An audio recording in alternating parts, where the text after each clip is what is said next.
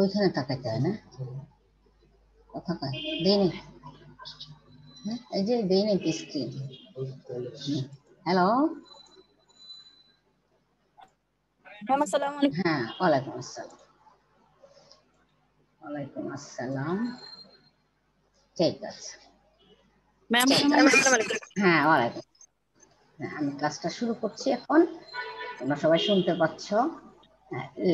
আজকে economics of planning এর তোমার চ্যাপ্টার 2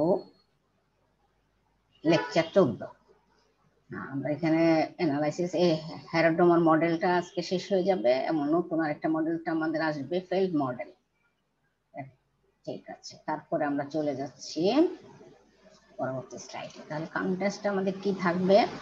কন্টেস্ট হবে which model is better than Harrod Domar model, মানে এখানে দুটো মডেল, এর মধ্যে তোমার কোন মডেলটা, হ্যারোড এন্ড ডোমার মডেল দুটোর মধ্যে কোনটা বেটার, সবচেয়ে ভালো। আর দুই, applicability of a Harrod Domar model in developing and under developing countries, মানে উন্নয়নশীল অথবা অনুন্নত দেশগুলোর মধ্যে এইটা হ্যারোডোমার মডেলের কোনো প্রয়োগযোগ্যতা আছে কিনা, লিমিটেশনস, বা অথবা এটাকে আমরা এটাও বলতে পারি যে এই ধরনের হতে পারে যে প্রয়োগযোগ্যতা আসলে নাই বলে এটা লিমিটেশনস, মানে আন্ডার ডেভেলপড কান্ট্রিজ গুলো, উন্নয়নশীল দেশগুলোর বা অনুন্নত দেশগুলোতে হ্যারোডোমার মডেলের সীমাবদ্ধতা। তারপরে চলে যাচ্ছি যে এই যে হ্যারোডোমার মডেল আমরা দেখলাম, শিখলাম, জানলাম, সেটা শিক্ষা, এখান থেকে আমরা এই মডেলটা থেকে কি শিক্ষা, বা একটা দেশ বা রাষ্ট্র বা তারা পরিচালনার ক্ষেত্রে বা নীতি নির্ধারকরা কি শিক্ষা লাভ করলেন। এরপরে আমরা চলে যাব টু সেক্টর, দুই খাত বিশিষ্ট যে মডেল, ফেল্ড মডেল আর কি, সরাসরি এটাকে ফেল্ড মডেল এবারও বলে, অথবা অবলিক ফেল্ড model, two sector model, Feldman. তারপরে এটা ক্রিটিসিজম। তারপর আমরা চলে যাচ্ছি, এখন আমরা দেখি কোন মডেলটা, হ্যারোড নাকি ডোমার মডেল উন্নত। দুটো মডেল যদি আমরা একটু ডিসকাস করি, প্রথম হ্যারোড মডেলের মধ্যে কি কি আছে, জিএ মানে actual growth rate equal to warranted growth rate equal to natural growth rate, ঠিক না? হ্যারোড মডেলের মধ্যে আরেকটা বলেছে স্টিডি গ্রোথ রেট, গোল্ডেন পাথের কথা খুব উল্লেখ করেছে উনি। আর একটা বিষয় যেটাকে স্টিডি, হ্যালো, হ্যাঁ স্টিডি পাথ রেট। আর একটা বলা আছে যে কিভাবে যে তোমার এই যে এমন জায়গায় মানে এটা অবস্থান করে যে কোনো সময়, যে চরম মুদ্রাস্ফীতি অথবা তোমার অতি মন্দা, এই দুটোর মধ্যে এই উন্নয়নের এটা উন্নত অবস্থার গ্রহণ করে, যার ফলে এখান থেকে পড়ে যাওয়ার সম্ভাবনা থাকে, তাই না? তাহলে এটাও একটা বিষয়। আর ডোমার মডেলের ক্ষেত্রেও উনি হ্যারোডোমারকে সাপোর্ট করেছেন ঠিকই, কিন্তু সবকিছুতেই সুস্পষ্টভাবে ব্যাখ্যা দেন নাই। যেমন এখানে তিনি গড় সঞ্চয় প্রবণতা থেকে আলফা ধরেছেন এবং সিগমা মূলধন উৎপাদনের অনুপাতকে সিগমা ধরেছেন, এটা করে একটু জটিল করে ফেলেছেন। উনিও ওয়ারেন্টেড কথা, গ্রোথ ওয়ারেন্টেড এর কথা বলেছেন, কিন্তু উনি ওই যে মানে এগুলো স্পষ্টভাবে ওনার ইয়াতে ব্যাখ্যা নাই। তবু আমরা এখানে আবার একটু বিস্তারিত দেখি কিভাবে বলেছেন যে হ্যারোড-ডোমার মডেলের তুলনামূলক আলোচনা করলে আমরা কি বুঝি, যে ডোমার মডেলের তুলনায় হ্যারোড মডেল অধিক উন্নত। কেন ডোমার মডেলের তুলনায় হ্যারোড মডেলটা উন্নত, আমরা একটু ওই যে এখানে আমাদের 5-6টা পয়েন্ট রয়েছে, এগুলো দেখলে আমরা পড়লে আমরা বুঝতে পারবো, বা এটা ব্যাখ্যা করলে তোমরা বুঝতে পারবা। হ্যারোডের প্রবৃদ্ধি মডেল সামষ্টিক চলকের মধ্যে কি, সামষ্টিক চলক মধ্যে একটা কার্যকরণ সম্পর্ক সুস্পষ্ট সুনির্দিষ্টভাবে ব্যাখ্যা করে। সামষ্টিক চলক তো তোমরা জানো, আয়, বিনিয়োগ, সঞ্চয়, তারপরে আরো কিছু ভোগ ইত্যাদি জাতীয় আয় সম্পর্কে সুস্পষ্ট আর সুনির্দিষ্ট। কিন্তু ডোমার মডেল তুলনামূলকভাবে কিছুটা স্পষ্ট।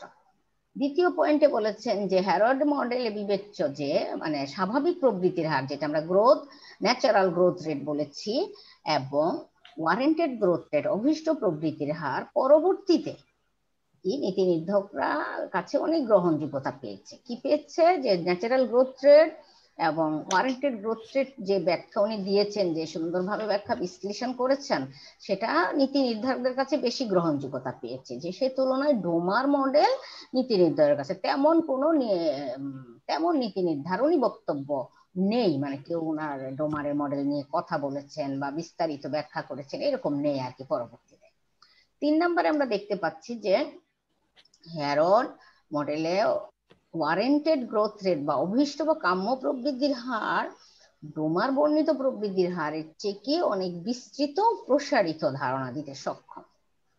আর 4 নম্বরে আমরা দেখতে পাচ্ছি যে হ্যারড মডেলে পূর্ণ নিয়মজনিত ভারসাম্য বা প্রবৃদ্ধির পথ, মানে পূর্ণ নিয়মজনিত ভারসাম্য প্রবৃদ্ধির পথটাকে তিনি কি জানি বলেছে, গোল্ডেন পাথ বা স্টিডি গ্রোথ রেট, এই ধরনের একটা সুন্দর বক্তব্য উনি দিয়েছেন। আর সেটা থেকে যদি বলেছে যে বিচ্যুত ঘটলে, বিচ্যুত তো আমরা পড়েছিলাম যে নাইফেস প্রবলেম, না মানে একদম ছুরিদার সমস্যা, যে ছুরির একদম কর্নারে তুমি একটা জিনিস রাখো, তাহলে এটা কি পড়ে যাওয়ার সম্ভাবনা, খুব ব্যালেন্স করে রাখতে হয়, নাহলে পড়ে যাওয়ার সম্ভাবনা থাকে, তাই না? সেই রকম এটার মানে বলছে যে বিচ্যুতির পরিমাণ বা ফলাফলটা উনি সুন্দরভাবে ব্যাখ্যা করেছেন, ওই যে নাইফেস প্রবলেমের ব্যাখ্যা দিয়ে এবং চিত্রের সাহায্যে ব্যাখ্যা করেছেন। তারপর ডোমার মডেলে এটা কোনো বিস্তারিত কোনো ব্যাখ্যা পাওয়া যায় না। 5 নম্বরে আমরা দেখতে পাচ্ছি যে হ্যারড মডেলে বলা হয়েছে ন্যাচারাল গ্রোথ রেট যদি ওয়ারেন্টেড গ্রোথ রেটের চেয়ে বেশি হয় তাহলে চরম মুদ্রাস্ফীতি, আর ন্যাচারাল গ্রোথ রেট যদি ওয়ারেন্টেড গ্রোথ রেটের চেয়ে কম হয় স্বাভাবিকটা, তখন চরম মন্দাবস্থা দেখা দেয়।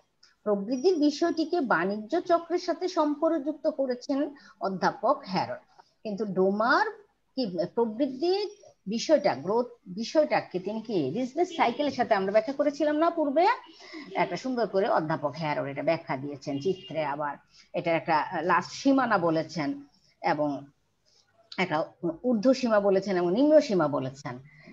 যদি অতি মুদ্রাস্ফীতি হয় তাহলে এক ধরনের সীমার মাঝখানে ঠিক একটা রেখা টেনে দিয়ে বলেছেন যে ওখানে এই ভারসাম্য বজায় থাকবে।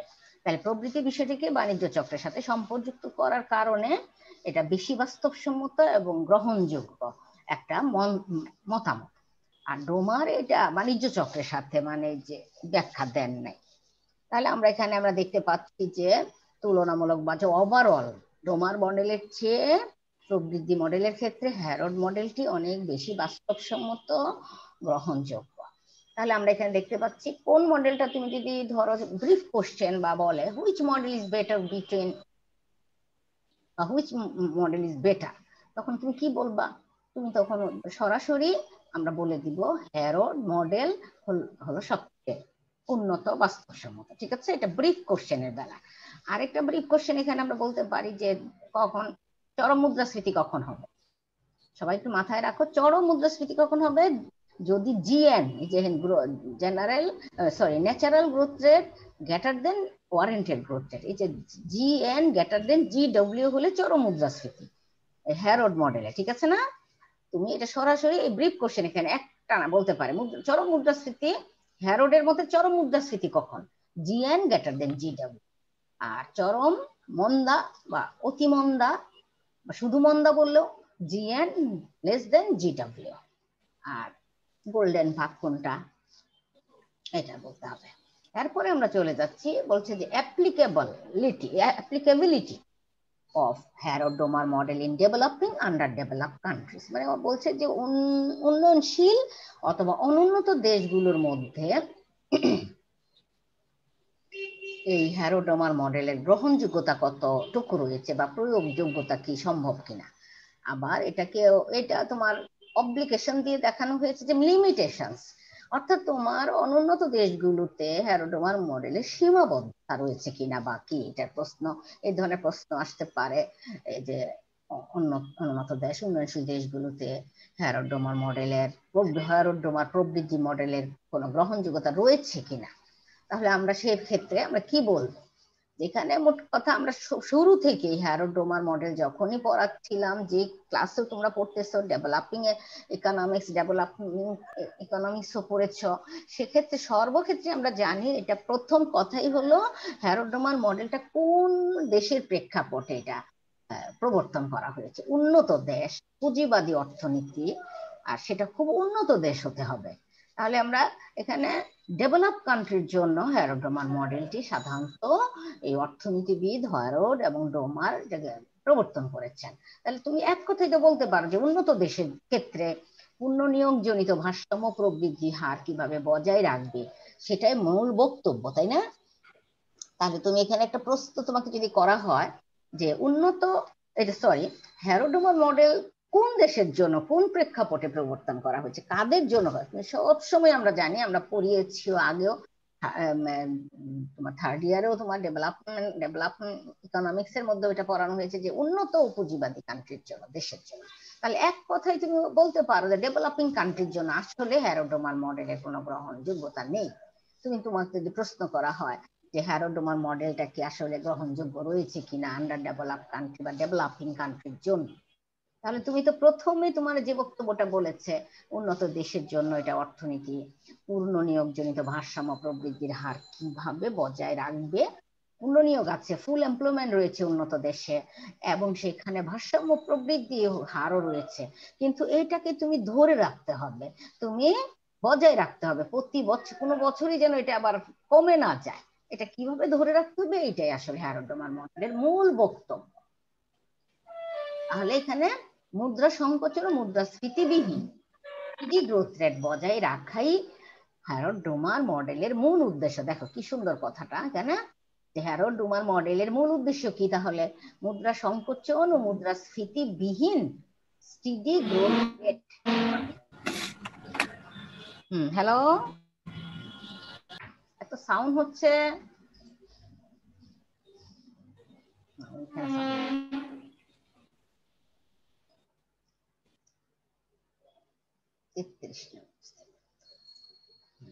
তাহলে এখানে দেখো যে আমরা দেখতে পাচ্ছি যে কি সুন্দর একটা কথা বলেছেন। তাহলে আমরা কি মূল উদ্দেশ্যটা কি হ্যারোড ডোমার মডেলের? মুদ্রা সংকোচন ও মুদ্রাস্ফীতিবিহীন স্টিডি গ্রোথ রেট বজায় রাখা এইচডি মডেলের হ্যারোড ডোমার মডেলের মূল উদ্দেশ্য। দেখো এখান থেকে আমরা অনেকগুলো ব্রিফ কোশ্চেন পেয়ে গেলাম। একটা হলো হ্যারোড ডোমার মডেল কোন দেশের জন্য প্রযোজ্য? উন্নত পুঁজিবাদী অর্থনীতির জন্য প্রযোজ্য। আবার এটা পূর্ণ নিয়োগজনিত ভারসাম্য প্রবৃদ্ধির হার বজায় রাখা হ্যারোড ডোমার মডেলের মূল বক্তব্য প্রদান করেছেন। আরেকটা কথা বলেছে যে মুদ্রা সংকোচন মুদ্রাস্ফীতিবিহীন স্টিডি গ্রোথ রেট বজায় রাখাই তাদের মূল উদ্দেশ্য। তাহলে আমরা একটু দেখি যে পরবর্তী প্রশ্নের আমার কি সমাধান পাই। যে উন্নয়নশীল অনুন্নত দেশের জন্য হ্যারোড ডোমার মডেল তেমন প্রাসঙ্গিক নয়, তার নিম্নে প্রথমেই বলেছে যে এটা একটা প্রাসঙ্গিক নয়। তাহলে আমরা প্রথমে এটার একটা আনসার দিয়ে ফেললাম যে হ্যারোড ডোমার মডেলটা অনুন্নত উন্নয়নশীল দেশগুলোর জন্য প্রযোজ্য নয়। কেন নয়, প্রাসঙ্গিক নয় কেন, এই লিমিটেশনস গুলো এখানে দেওয়া হলো। এক নম্বরে আমরা দেখতে পাচ্ছি যে অনুন্নত উন্নয়নশীল দেশের অর্থনৈতিক উন্নয়নের জন্য কিংবা পুনর্নিয়োগ অর্জনের জন্য অর্থনৈতিক কর্মকাণ্ডে সরকারের অংশগ্রহণ এখানে কি অনিবার্য, সরকার এখানে থাকতেই হবে। সরকারের অংশগ্রহণ ছাড়া এত ব্যাপক উন্নয়ন কখনো সম্ভব না।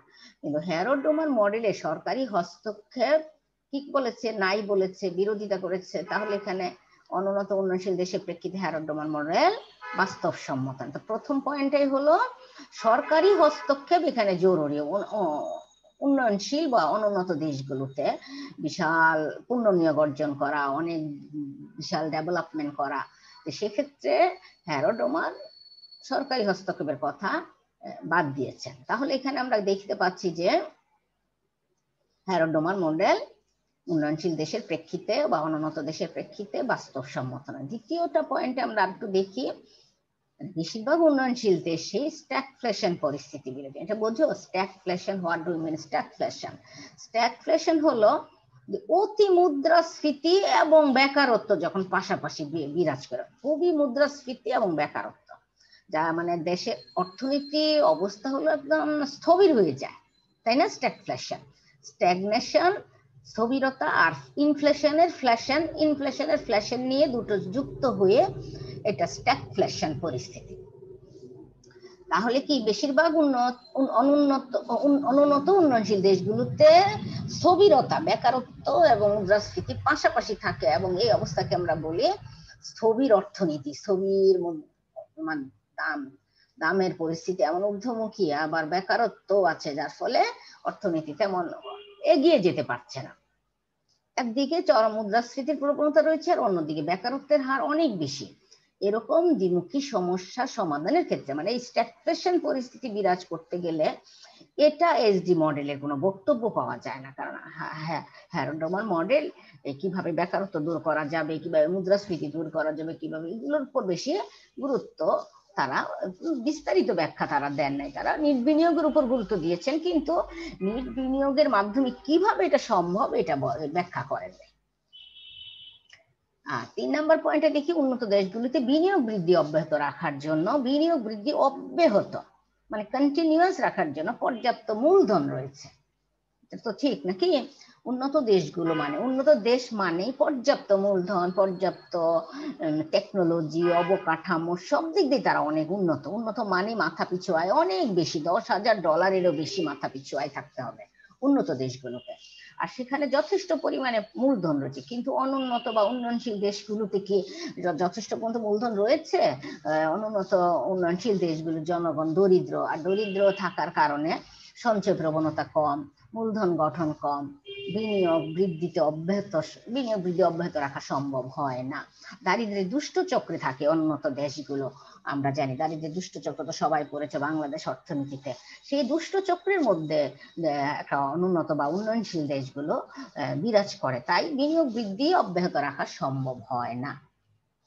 এই জন্য কি অনুন্নত দেশগুলো পুনর্নিয়োগের পথে অগ্রসর হতে খুব সহজে অগ্রসর হতে পারে না। সেটা উন্নত হলে পরে হবে, তার আগে নয়। 4 নম্বর পয়েন্ট আমরা দেখতে পাচ্ছি, হ্যারোডোমার মডেলে পুনর্নিয়োগ ধরে রাখার ব্যাপক বক্তব্য রাখা হয়েছে, কিন্তু বেশিরভাগ অনুন্নত দেশের মূল সমস্যা কিন্তু পুনর্নিয়োগ ধরে রাখা নয়, বরং পুনর্নিয়োগ অর্জন করা। কি বলছে হ্যারোডোমার মডেল? পুনর্নিয়োগ আছে, সেটা কিভাবে ধরে রাখা যায় এটার জন্য চেষ্টা করে, নিট বিনিয়োগ করতে বলে।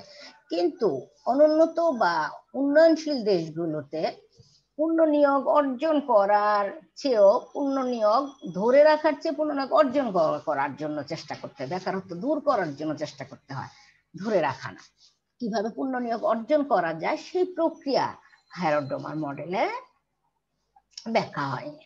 তাহলে আমরা এখন কি বলতে পারি যে অনুন্নত উন্নয়নশীল দেশের বাস্তব সমস্যা, অর্থনৈতিক কাঠামোর যে অবস্থায় সামগ্রিক যে চিন্তা ভাবনা করে, দারিদ্র্যের দুষ্ট চক্র ইত্যাদির আলোকে হ্যারোডোমার মডেল গ্রহণযোগ্য নয়। তবে হ্যারোডোমার মডেল থেকে উন্নত দেশগুলো প্রয়োজনীয় শিক্ষা গ্রহণ করতে পারে। বিশেষ করে অর্থনীতিবিদ হাসম্যান বলেন, কি বলেন? হাসম্যান একজন অর্থনীতিবিদ, তিনি বলছেন অর্থনৈতিক উন্নয়নে প্রয়োজনীয় মূলধন গঠনের জন্য কি পরিমাণ সঞ্চয় করা অত্যাবশ্যক তা ব্যাখ্যা এই মডেলে কি পরিমাণ সঞ্চয় করে অত্যাবশ্যক তার ব্যাখ্যা এই মডেলে পাওয়া যায়। বলছে যে এই যে হ্যারোডোমার মডেলে আর কি তোমার মূলধন গঠনের জন্য কি পরিমাণ সঞ্চয় করা আবশ্যক এগুলো পাওয়া যায়। তিনি আরো বলেন যে মূলধন উৎপাদন অনুপাত 2.5 এবং 5-এর মধ্যে মনে করে কোনো বিকল্প প্রকল্প গ্রহণ করা হলে সেই প্রকল্পে 5 থেকে 10 বছরের মধ্যে কি পরিমাণ মূলধনের প্রয়োজন পড়বে তা সহজে এই মডেলে ব্যাখ্যা করে নিরূপণ করা যায়। এটা একটু আমরা আরেকবার বলি, মানে বোঝানোর চেষ্টা করি যে হাসম্যান কি বলেছেন যে মূলধন উৎপাদনের অনুপাত 2.5 থেকে 5-এর মধ্যে যদি তুমি কেউ যদি রাখতে চায়, একটা প্রকল্প যদি বিকল্প প্রকল্প যদি গ্রহণ করা হয়, তাহলে সে প্রকল্পে 5 থেকে 10 বছরের মধ্যে কি পরিমাণ মূলধন প্রয়োজন হবে সেটা এই মডেল থেকে তুমি নির্ধারণ করতে পারবে, নিরূপণ করা যাবে। তাই হাসম্যান যথার্থই কি বলেছেন, the Domar model is particular has proved to be remarkable versatile. Domar মডেলটি অসাধারণভাবে বহু বিষয়ে পাণ্ডিত্য প্রয়োগে সমর্থ হয়েছে। মানে তোমার হ্যারোডোমারের মধ্যে হাসম্যান ডোমার মডেলকে বেশি সাপোর্ট দিয়েছেন, এবং তিনি বলেছেন Domar model in particular has proved to be remarkable versatile. মানে তার অর্থ কি ডোমার মডেলটি অসাধারণভাবে বহু বিষয়ে পাণ্ডিত্য প্রমাণ।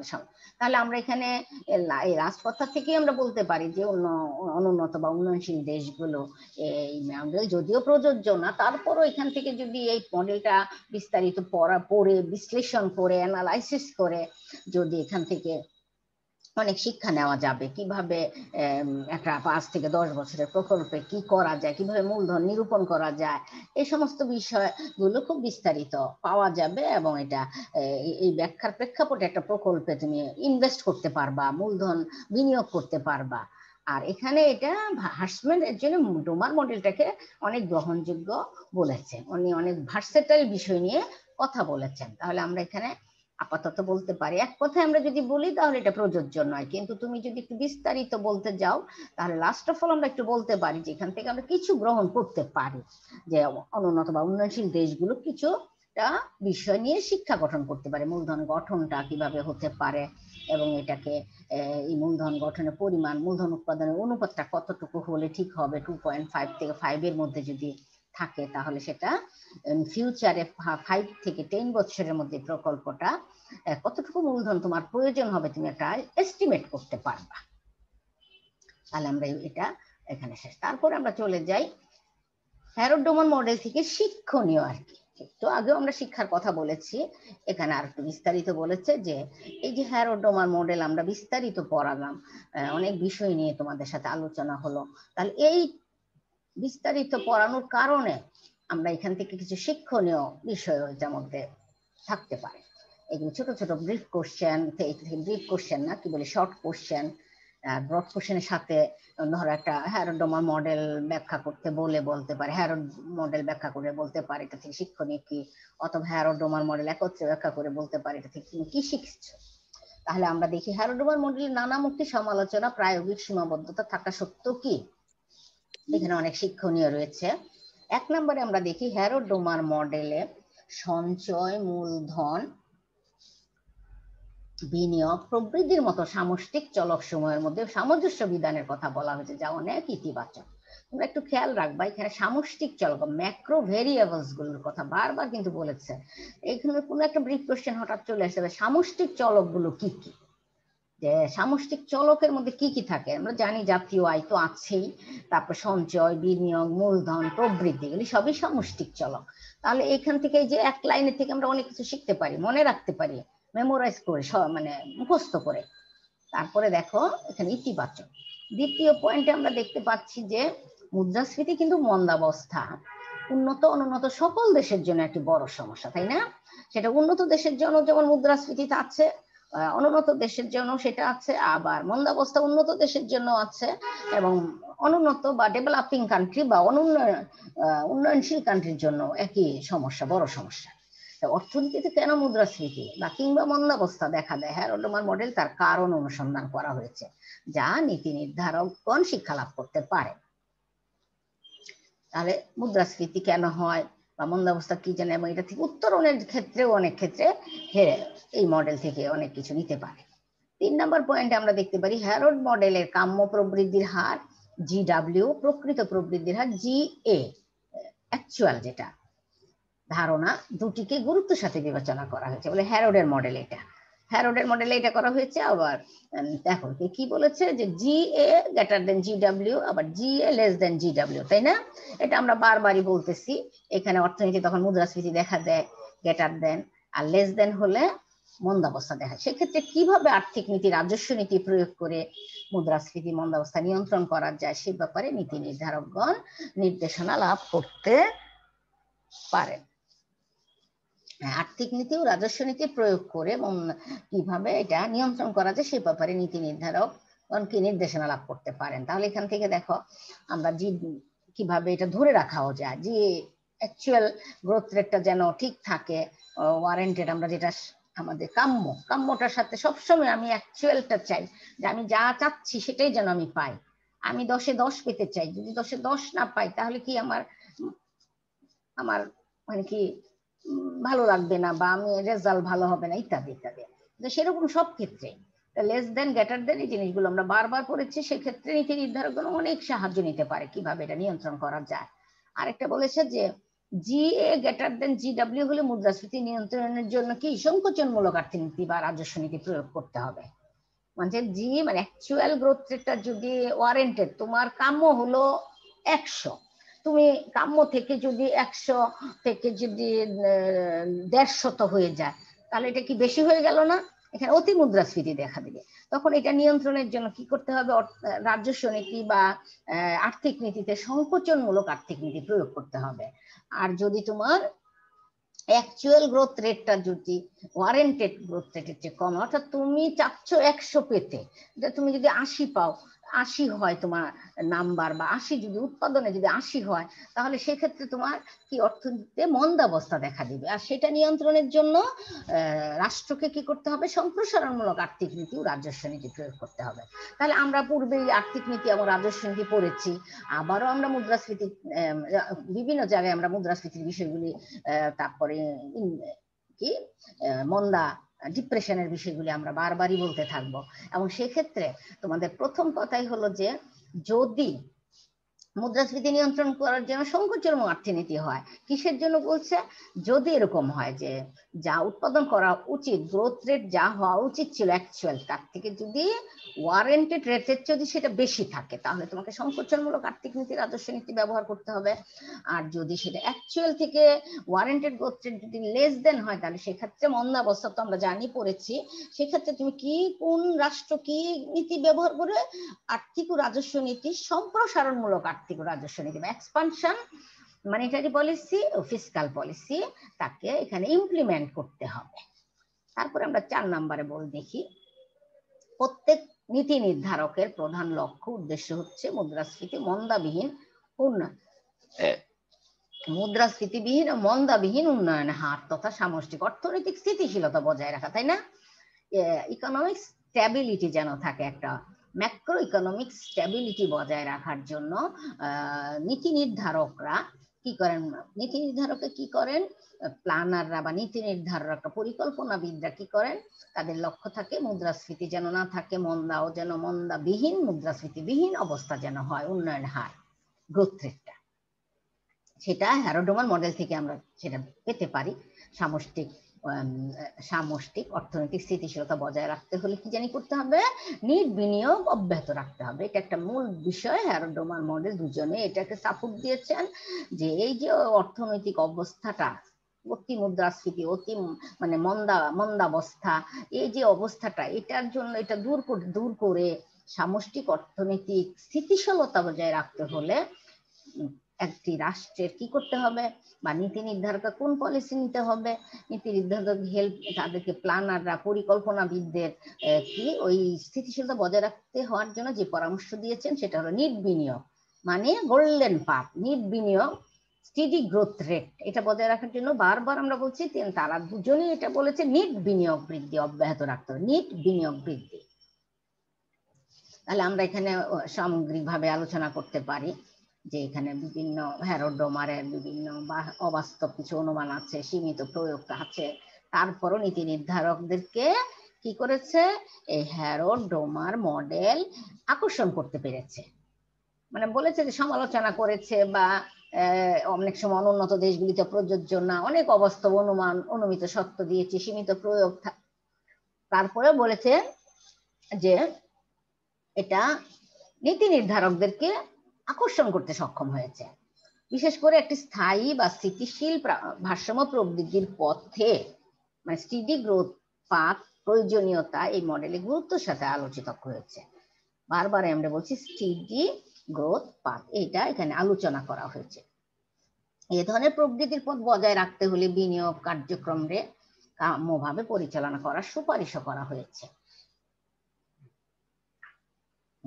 সুপারিশ করা হয়েছে। তাহলে আমরা এটা টিচিংটা পেলাম। এখন আমরা একটা নতুন মডেলে চলে যাই, এটা হলো ফেলম্যান টু সেক্টর মডেল। গ্রোথ মডেলই এটা হলো প্রবৃদ্ধির মডেলই, যেমন হ্যারোডোমার দিয়েছেন শুরুতে, হ্যারোডোমারটা আমরা বিস্তারিত পড়েছি। এর পরবর্তীতে ফেলম্যান, একজন বিখ্যাত অর্থনীতি, রাশিয়ান অর্থনীতিবিদ জি এ ফেলম্যান 1928 সালে তার on the theory of national income growth গ্রন্থে তাত্ত্বিক মানে থিওরিটিক্যালি একটি প্রবৃদ্ধি মডেল প্রদান করেন, এবং সেটা দুই খাত বিশিষ্ট মডেল বলা হয়, টু সেক্টর, দুইটা সেক্টর এখানে নেওয়া হয়েছে।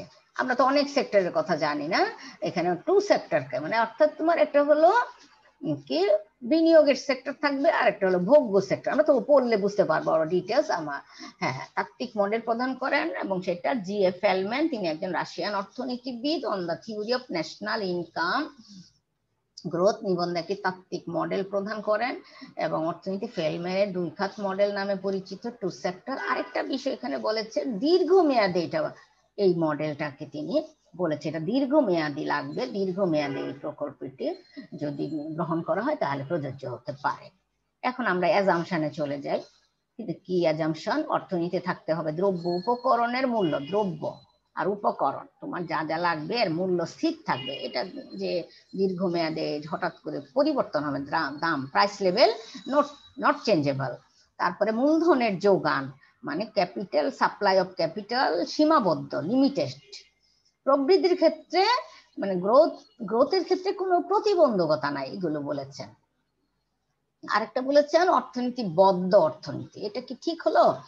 এটা তো আমরা সবাই এগুলো থেকেই কিন্তু এই অনুমিত শর্ত থেকে কিন্তু আমরা সমালোচনা করতে পারি। বদ্ধ অর্থনীতি মানে সারা বিশ্ব যখন খোলা, ওপেন, ইন্টারন্যাশনাল ব্যবসা বাণিজ্য চারিদিকে হচ্ছে, সেক্ষেত্রে বদ্ধ অর্থনীতি বিবেচ্য করেছেন। আর বলেছে দুটো খাত, দুটো খাতের মধ্যে একটা হলো কনজিউমার সেক্টর, ভোগ্য দ্রব্যের খাত, আর একটা হলো মূলধনী দ্রব্যের খাত। বলা হচ্ছে দ্রব্য দু ধরনের হবে, একটা হচ্ছে মূলধনী দ্রব্য উৎপাদন করবে একটা সেক্টরে, আর একটা সেক্টরে শুধু ভোগ্য মানে যারা কনজিউমার গুডস উৎপাদন করবে। তাহলে উৎপাদন ভোগ থেকে স্বাধীন, উৎপাদন ভোগ থেকে স্বাধীন, ভোগ ও বিনিয়োগ ছাড়া সরকারের আর কোনো, সরকারের কি ভোগ এবং বিনিয়োগ ছাড়া, সরকার বিনিয়োগ করতে পারে, ভোগ করতে পারে, আর ছাড়া আর কোনো ব্যয় নাই সরকার। অর্থনীতিতে কোনো ধরনের প্রতিবন্ধকতা থাকবে না, কোনো বাধা প্রতিবন্ধকতা তোমার অর্থনীতিতে কাজ করতে গেলে আসবে না। শ্রমের যোগান, লেবার সাপ্লাই হলো অসীম, লেবার সাপ্লাই অসীম। স্থির মাত্রাগত উৎপাদন প্রবাহ বিবেচ্য, স্থির মাত্রাগত, আমরা তো মাত্রাগত পড়েছি, স্থির মাত্রাগত তো তোমরা জানো না। উৎপাদন যে হারে উৎপাদন হয়, তার উৎপাদন যে হারে উৎপাদন হবে, উৎপাদন সেই হারেই হবে। তাহলে এটা স্থির মাত্রাগত, একই হারে হচ্ছে, একই গতিতে হচ্ছে, তাই না? তারপরে আমরা দেখি ফেলম্যান একটু বিশাল বিস্তৃত ব্যাখ্যা দিয়েছেন, সেটা আমরা আস্তে আস্তে করতে থাকি। সাধারণ পুনরুৎপাদন সম্পর্কিত, সাধারণ পুনরুৎপাদন হলো কার্ল মার্কসের থিওরি তোমরা পড়েছ, এবং সেটার ভিত্তিতেই সেক্ষেত্রে কার্ল মার্কসের পুনরুৎপাদন, সাধারণ পুনরুৎপাদনের বিষয়টাকে আলোচনার মধ্যে নিয়ে ফেলম্যান এই মডেলটি তৈরি করে। তিনি মার্কসের মতো একটি দেশের মোট উৎপাদনকে দুটি অংশে বিভক্ত করেছেন, মূলধন দ্রব্যের উৎপাদন, ভোগ্য দ্রব্যের উৎপাদন। একটা হলো মূলধন দ্রব্যের উৎপাদন, আর একটা হলো ভোগ্য দ্রব্যের উৎপাদন। এখন আমরা দেখি মূলধন দ্রব্য মূলত বিনিয়োগ দ্রব্য হিসেবে আমরা ব্যবহার করি, যেটা বিনিয়োগ করা হয় মূলধনের মাধ্যমে, যে যন্ত্রপাতি যেগুলো দিয়ে বিনিয়োগ করা হয়, বিনিয়োগ দ্রব্য। আর একটা হলো ভোগ্য দ্রব্য উৎপাদনে ব্যবহৃত হয়। আর দ্বিতীয় অংশের ভোগ্য দ্রব্য উৎপাদনে মানে এই যে ভোগ্য দ্রব্যটা উৎপাদন করতে কি মূলধন দ্রব্য লাগে, আর দ্বিতীয় অংশে দ্রব্য কাঁচামাল সহ ভোগ্য দ্রব্য নির্দেশ করে, দ্বিতীয় অংশে কাঁচামাল সহ ভোগ্য দ্রব্য নির্দেশ করে। প্রতিটি খাতের মোট উৎপাদনকে তিনটি উৎপাদনের যোগফল বা সমষ্টি হিসেবে প্রকাশ করেছে। একটু খেয়াল করো, এখানে Y1, এখানে তিনটা 1 2 3 দিয়েছে। Y1 সমান K1 V1 S1, Y2 সমান K2 V2 plus V2 plus S2, 2 number সমীকরণ। এখন Y1 প্লাস Y2, Y সমান Y1 প্লাস Y2 যোগ করে কি পেলাম? K1 plus V1 plus S1 plus K2 plus V2 plus S2। তারপরে আমরা ধরে নিচ্ছি Y সমান তাহলে কি হবে? K plus V plus S। তাহলে Y1 1 নং খাতের মোট উৎপাদন, Y2 হলো 2 নং খাতের মোট উৎপাদন, K1 হলো 1 নং খাতে নিয়োজিত মূলধনের স্টক, K2 হলো 2 নং খাতের মূলধনের স্টক, কে তো ক্যাপিটালের বিষয়, তাই না? আর V1 হলো পরিবর্তনশীল, 1 নং সেক্টরের পরিবর্তনশীল মূলধন, 2 নং সেক্টরের পরিবর্তনশীল মূলধন V2। S1 হলো উদ্বৃত্ত মূল্য, সারপ্লাস ভ্যালু, 1 নং খাতের সারপ্লাস ভ্যালু, 2 নং খাতের সারপ্লাস ভ্যালু। ফেলম্যান ধরে নেন এক খাতের বর্তমান মূলধন বা বিনিয়োগ দ্রব্য অন্য খাতে অংশে স্থানান্তর করা যাবে না, এর জন্য 1 নং খাতের বিনিয়োগের হার কি 1 নং খাতের মানে একটা এক নম্বর খাতের মূলধন বিনিয়োগ দ্রব্য আবার অন্য খাত যে ভোগ্যতা স্থানান্তর করা যাবে না। 1 নং খাতের বিনিয়োগের হার মূলত এ খাতের মূলধন সহ মূলধন স্টক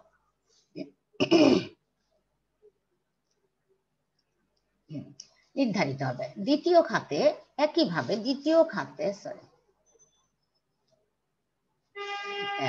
দুই নম্বর খাতে ভোগ্যদ্রব্যের উৎপাদনও ওই খাতের স্টক দ্বারা নির্ধারিত হবে। কাজে কোনো নির্দিষ্ট সময়ে ভোগ্যদ্রব্য বিনিয়োগ দ্রব্য হিসেবে যে মোট উৎপাদন পাওয়া যাবে তা মূলত এই দুটি খাতের আপেক্ষিক উৎপাদন ক্ষমতার উপর নির্ভর। দেখো এখানে খেলে যে মোট উৎপাদন যেটা পাওয়া যাবে ভোগ্যদ্রব্য বিনিয়োগ দ্রব্য হিসেবে যে টোটাল উৎপাদন হবে, যেটাকে আমরা জাতীয় আয় ওয়াই বলি, তা মূলত ওই দুটো খাতের আপেক্ষিক উৎপাদন ক্ষমতার উপর নির্ভর করে, মানে তুলনামূলক আপেক্ষিক মানে তুলনামূলক উৎপাদন ক্ষমতার উপর নির্ভর করবে। এভাবে সমগ্র অর্থনীতিতে দুটো অংশে আমরা বিভক্ত করে ফেলম্যান দীর্ঘমেয়াদী প্রবৃদ্ধির শর্তকে নিরূপণ করেছেন। আবারও আমরা দেখো একটু বিস্তারিত আরো বিশাল দেওয়া হয়েছে।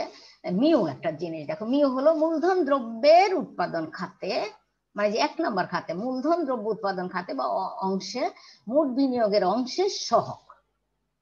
1 মাইনাস মিউ মানে মিউ থেকে আবার 1 থেকে 1 হলো একটা মোট উৎপাদন যেটা বলা হচ্ছে, এখান থেকে মিউ মানে মূলধন দ্রব্য খাতটা বাদ দিলে তোমার হবে যেটা থাকবে সেটা 1 মাইনাস মিউ হলো ভোগ্য দ্রব্যের উৎপাদন খাতে বিনিয়োগের অংশ। এখানে আয় হলো নিট বিনিয়োগের বার্ষিক হার যেটাকে I1 I2 হিসেবে আলাদা করে, যে দুটো খাত 1 নম্বর খাতের I1 2 নম্বর খাতের I1 বিনিয়োগ। V1 ভি হলো মূলধনের প্রান্তিক সহগ আর V1 হলো 1 নং খাতের মূলধনের প্রান্তিক সহগ আর V2 হলো 2 নম্বর খাতের মূলধন প্রান্তিক সহগ। আর ওয়াই তো মোট জাতীয় আয় নিট বার্ষিক হার, সি দিয়ে আমরা নিট বার্ষিক হার, তারপরে টি সময় বা বছরের ভিত্তিতে পরিমাণ। এগুলো তোমার এগুলো লিখে বুঝে নিতে হবে আর কি। এখন আমরা মিউ মূলধন দ্রব্য খাতে নিয়োজিত মোট বিনিয়োগের অংশ হওয়ায় এই খাতে বার্ষিক নেট বিনিয়োগের হারকে নিম্নোক্ত ভাবে আমরা লিখি। দেখো I1 যেমন মিউ এখানে বলছে যে মিউ যদি মূলধন দ্রব্যের খাতে নিয়োজিত মোট বিনিয়োগ, তাহলে I1 তুমি প্রথমে যে প্রথম খাতের বিনিয়োগ সমান মিউ 1 4 নাম্বার। হ্যাঁ, আর দেখো তারপরে 4 নাম্বার দেখো আবার 4 নাম্বারে আমরা ডিফারেন্সিয়েট করলাম DI by DT I1 V1 মিউ1 V1 5 নাম্বার। এভাবে 5 নাম্বার সমীকরণে কে আই দ্বারা ভাগ করে ডিটি দ্বারা গুণ করা হয়েছে। দেখো আই দ্বারা ভাগ করলাম দুইটাই, করার ফলে যা আসছে DI by I mu by VI DT। তারপর 6 নম্বর সমীকরণে কি তোমরা ইন্টিগ্রেশন বা সমাকলন করে, এই যে লগ এর একটু দেখলেই তোমরা পারবা, সাইন্সেরই বেশিরভাগ log e i minus log e i dot, ঠিক না? তাহলে i by i dot equal to e mu t divided by VT. I সমান সমান i dot e mu t divided by ভিটি।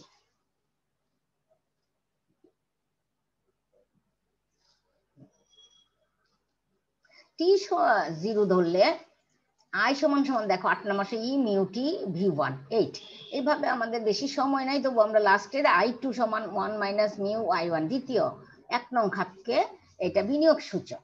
আমরা লাস্টে একটু I2 equal to 1 minus mu I, এটাকে দ্বিতীয় খাতের উৎপাদন ক্ষমতা বৃদ্ধির উৎস, এটাকে আবার ডিফারেন্সিয়েট করলাম, এটা আসলো 1 minus mu by I into